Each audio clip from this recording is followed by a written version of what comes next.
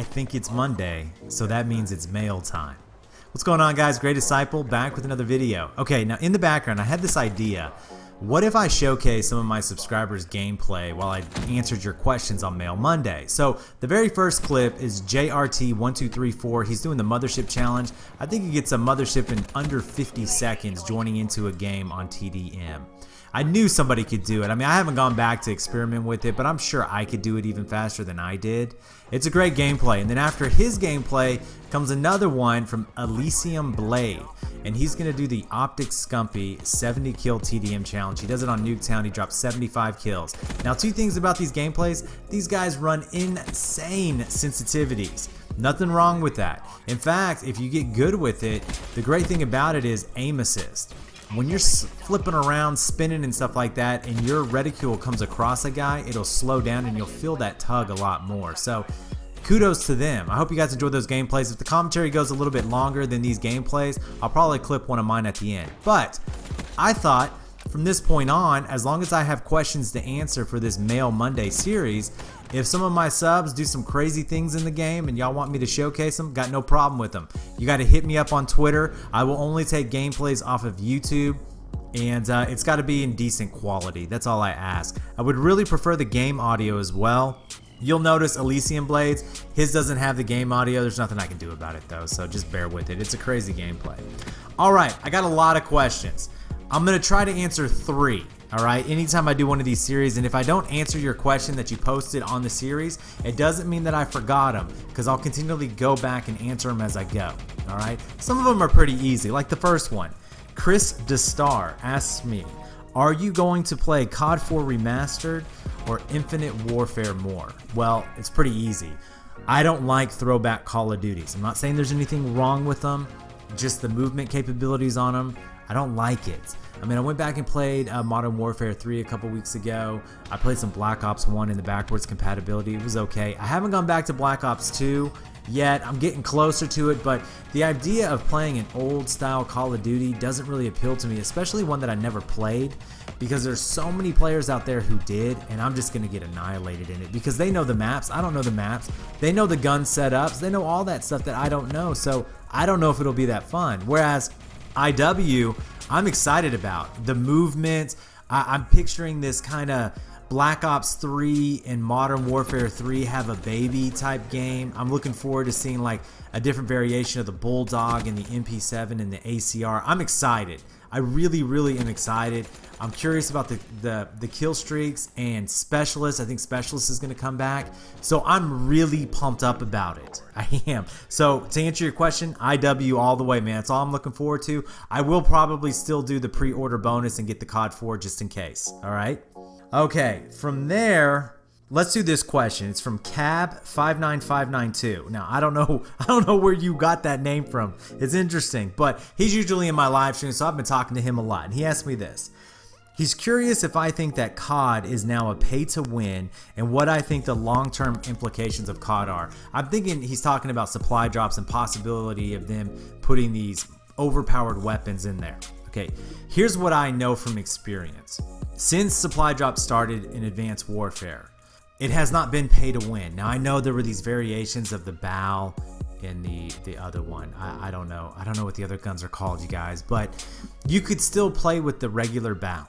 The Obsidian, it was the Obsidian Steed or something like that, right?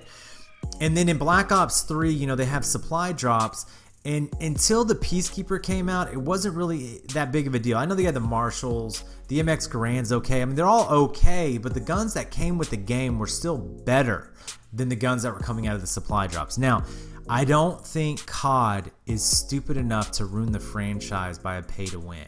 Now, I can understand doing a pay-to-win on a game that's 10 years old, but the idea of them actually moving to a pay-to-win, I don't think it will happen. I don't. It'll be pay to increase the fun factor of the game for sure, but pay-to-win, no, because still to this day, the guns that dominate the game were the guns that came with the game. I hope that answers your question. So I don't think as of right now there are any long-term implications to supply drops. And plus, as I always say, you guys, you don't have to buy the supply drops. Just don't do it like me. I just don't buy them.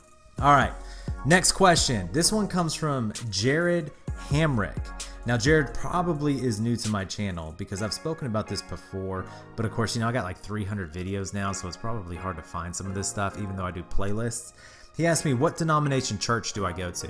Now, I don't know if you're just curious about the church or my denomination period, but I actually go to a Baptist church in Texas, North Texas. It's Prestonwood is what it's called. It's one of the largest churches in the Metroplex in the United States, actually. Do I consider myself a Baptist? No. I just like the church. I like the pastor. I like the music and that kind of thing. But when you think of like a Southern Baptist, you think of very strict conservative rules. I don't necessarily listen to all of them because my personal belief is I believe in what the Bible says. So whatever the Bible says, or whatever God puts forth for me is what I'm going to follow. I don't really agree with extra rules that humans create in order to join a denomination of a church. So I hope that makes sense. I consider myself a Bible-believing Christian. I believe in the Word of God, and that's pretty much it. It's one of the reasons why I have a big problem with the Catholic faith, because they've added so much to the Bible, and they basically ignore the last verse in Revelation. If you don't know what it is, look it up. Interesting verse. All right, I like this question a lot right here. This one comes from William Peddle.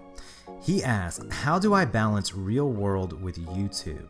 Because it takes a lot of time to edit videos and the like. Yes, it does. And I got to be quite honest with you guys, it is taking up way too much of my time now. The balance isn't that difficult for me because I've always stayed up really late at night as it was.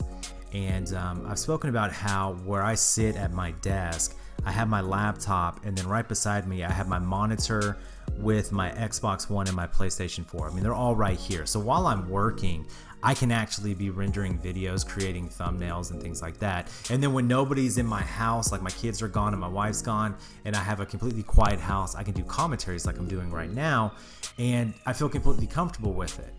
But you talk about the time factor, and yes, time has becoming a big issue to me, especially since I started doing live streams, which I'm probably going to back down on, is what I'm thinking. Maybe only live stream like once or twice a week, because if you notice, I've been doing like 4 or 5 live streams, and it's been wearing me out and constantly coming up with new thumbnails. For me, the ideas for the videos are really not hard to come by because I've always been like that, always had all of these things I want to talk about, and I just said all like 15 times, so I apologize. But there's things I read in the news and conversations I have with my wife, and then we have a lot of friends and we're in social groups, things that happen at work and in politics and sports, things that happen on the game. I mean, finding topics to talk about are not hard for somebody who's really involved in life. So that's not an issue for me. That comes natural. Being creative and coming up with thumbnails, I've always been like that since I was a little kid, really artistic at a young age, and I enjoy that a lot. The problem that I'm having is just balancing it all, bringing it all together. Once I post a video, I still have to do the description and the annotations, and then people leave comments and I reply to them. And then, a lot of people want me to check out their videos, and that's probably the most draining aspect, is when people ask me to help them with their stuff, which I'm probably going to have to start backing away from. I mean, I notice a lot of big YouTubers, and I don't consider myself a big YouTuber, but I notice a lot of the big guys, they never reply to comments. They don't put much effort into their uploads, and they don't really seem to watch anybody else's stuff. And so I may actually have to drift that way, and the main reason is because it takes up so much of my added time to watch all these other YouTubers' information that they're putting out that I barely have time to handle my own. So, but the other big thing for you, I play the game, so I don't have to grind for gameplays. And I mentioned the topic thing. I don't struggle to come up with topics. The balance thing really helps that I don't watch television. Even with football coming, I'll watch football a little bit on the weekends here and there, but I don't waste 2 to 3 hours of my life every single day sitting in front of a TV. I just don't do it.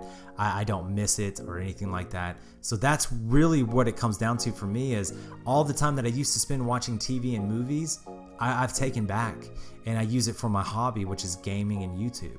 I hope that answers your question. I've talked about this before in another video or in a live stream. There was a couple other questions that I wanted to talk about. I'm going to go ahead and do it. There's 2 gentlemen in the video that I did. One of them's name was Fornax YT, and I think the other one was Caleb. They both asked me, and this is a good question, so I hope you guys are still tuned into this. What was my primary struggle when I was a teenager? And there are a lot that you can have. I mean, there's peer pressure, there's drugs, drinking, partying, not being able to focus on schoolwork, girls, sports taking over, maybe working at the same time as going to school. So what was my primary struggle? See, drugs were never really a big issue with me, even though I experimented a little bit. I never really liked the taste of alcohol, and I still don't that much to today. I mean, I'll have a beer every now and then, but I don't drink to drunkenness. And overall, I think beer tastes like piss. And anybody who thinks that a nice cold beer on a hot day tastes good, they must have dead taste buds, because it's just nasty, man, for the most part. Unless it's like a thick German lager or something with some full flavor to it. But drinking never really got in. Partying, I went to a lot of parties, but I wasn't like a party kid where I lived for the next party. Sports, I stopped playing sports in the 10th grade because my brother stopped playing, so I didn't really feel like I had a challenge anymore. And that's a whole nother story. Schoolwork came naturally to me. I naturally got straight A's. I was just good at it. So that was never a struggle. My main issue when I was a teenager was girls. I don't even know how to word it. I was addicted to girls in a way. I don't know how to really say it, but I always had to be with a girl. I always had to be dating. I always had to have a girl on my arm.